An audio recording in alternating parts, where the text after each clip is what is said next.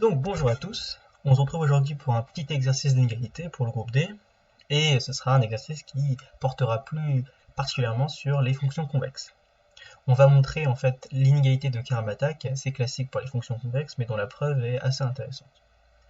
Donc l'énoncé est le suivant, vous vous donnez une fonction f d'un intervalle ouvert AB dans R, et vous vous donnez deux n-uplets, xi et yi, qui vérifient que chacun des réels est dans l'intervalle AB ouvert, qui vérifie trois conditions suivantes. La première, c'est que les xi et les yi sont rangés dans l'ordre décroissant. La deuxième, c'est que si vous vous donnez un indice i entre 1 et n-1, alors la somme des xk pour k entre 1 et i qu'on va noter ai est supérieure à la somme des yk pour k entre 1 et yi qu'on va appeler bi.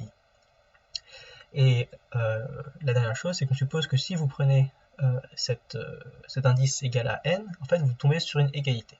Donc avec la notation introduite juste en haut, ça nous donne grand AN égale Bn. Donc lorsque ces trois conditions sont vérifiées, on dit que le n-uplet xi majore le n-uplet yi. Ce qu'on note xi supérieur à yi avec le symbole un peu étrange qu'on peut voir sur la diapo. Donc l'inégalité de Karamata, c'est une égalité qui a lieu quand vous donnez une fonction convexe et deux n-uplets dont l'un majore l'autre. Et ce qu'elle vous dit, c'est que la somme des images des xi, dans ce cas-là, par f, est supérieure à la somme des images des yi. Et donc c'est ce qu'on va montrer dans cet exercice.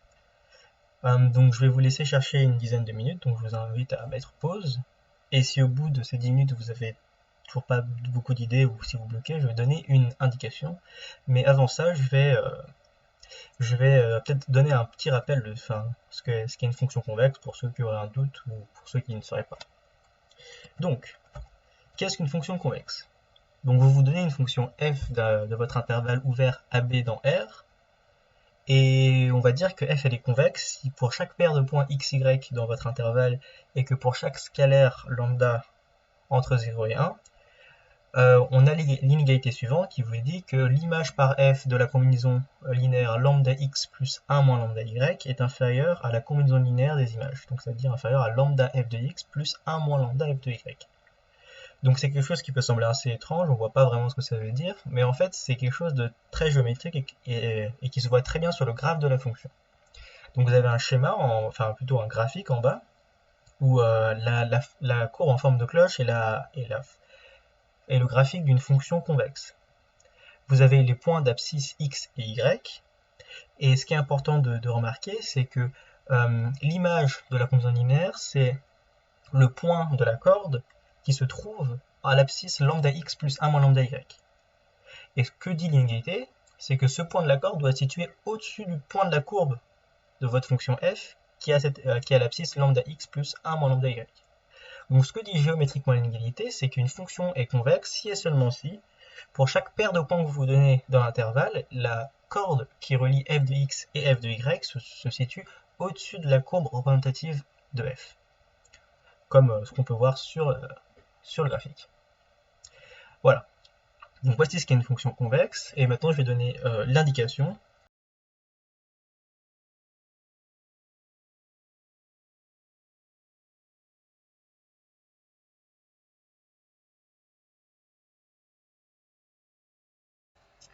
Donc l'indication que je vous donne, c'est de traduire l'hypothèse de convexité qu'on a sur f en termes d'inégalité de pente. Et maintenant, après ça, il faudra voir comment, avec ces inégalités-là et les inégalités qu'on a sur les AI et les BI, comment est-ce qu'on peut mettre tout ensemble pour montrer l'inégalité voulue.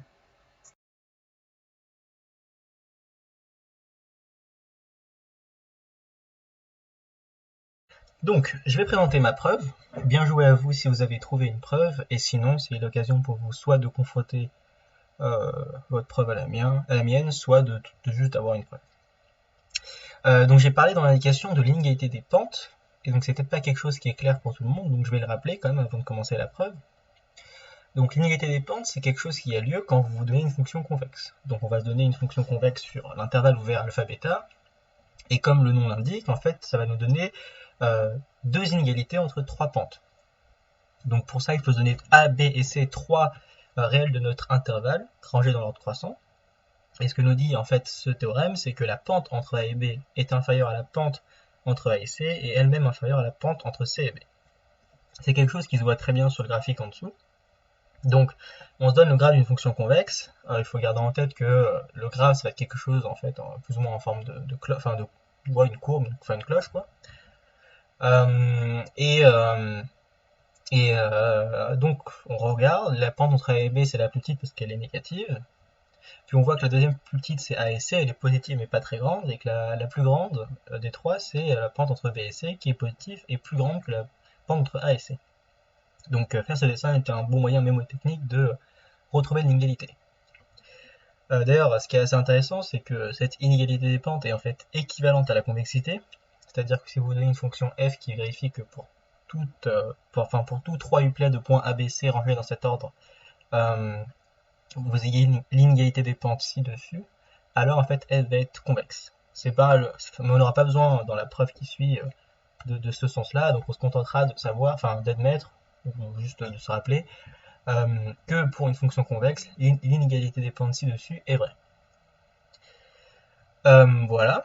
Donc en fait, c'est pas exact. Enfin, donc l'inégalité des pentes, ce qu'elle essaye de nous dire finalement, c'est qu'il y a une certaine croissance de la fonction pente qui à x, y associe la pente entre x et y. Donc c'est pas quelque chose qui est très clair si je dis ça, parce qu'il faut préciser l'ordre que l'on met sur les deux uplets. Mais ce que j'aimerais faire remarquer, c'est que si on se donne un quatrième réel d qui est encore plus grand que c, alors en appliquant l'inégalité des pentes sur a, b et c, on a que la pente entre a et b est inférieure à la pente entre b et c. Puis en l'appliquant sur b, c et d, on trouve que la pente entre b et c est inférieure à la pente entre c et d. Et au final, la pente entre a et b est inférieure à la pente entre c et d. Donc si vous donnez 4 réels a, b, c, d, et que a est inférieur à b est inférieur à c est inférieur à d, alors la pente des deux premiers est inférieure à la pente des deux derniers. Et donc c'est dans ce sens-là que j'entends le fait qu'il y a une certaine croissance dans les pentes. Et donc c'est avec cette première observation que l'on va commencer la preuve. Donc, on n'a a priori pas énormément d'idées sur comment commencer, mais on peut essayer d'appliquer la remarque faite précédemment pour commencer à écrire quelque chose. Par décroissance des uplets, on sait que xi est supérieur à xi plus 1 et que yi est supérieur à yi plus 1. Par l'inégalité des pentes, on va voir que pi est supérieur à pi plus 1. Et en fait, ça va être une unité dont on va avoir besoin un peu plus loin dans la majoration. Il faut revenir à ce qu'on veut essayer de montrer. On veut montrer que la somme des f de xi est supérieure à la somme des f de yi. Si on met tout d'un côté, ça nous revient à dire qu'on veut montrer que la somme des f de xi moins la somme des f de yi est positive. Donc on va écrire cette somme et on va essayer de faire apparaître les quantités PI parce que, a priori, c'est des quantités qui sont pertinentes dans le calcul parce qu'on a une relation de décroissance sur celle-ci. Donc pour exprimer f de xi moins f de yi en fonction de PI, c'est très simple. Il suffit de multiplier par le dénominateur qui est xi moins yi. Bon, on a déjà un peu commencé, mais ça c'est pas idéal parce que on ne sait pas comparer xi et yi en fait. On sait comparer xi et xi plus 1. Mais on ne sait pas directement comparer xi et yi. Par contre, ce qu'on sait faire, c'est comparer les sommes partielles, donc les AI et les BI. Donc une bonne idée ici, c'est de faire apparaître les AI et les BI. Comme c'est des sommes partielles, en fait, on obtient xi en écrivant xi égale AI moins AI moins 1.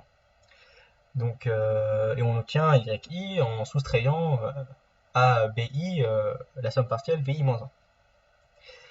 Donc on peut faire ça, on remplace directement dans la parenthèse et ce qu'on obtient c'est que notre nouvelle différence, c'est la somme des PI facteur de AI moins AI moins 1 moins BI plus BI moins 1.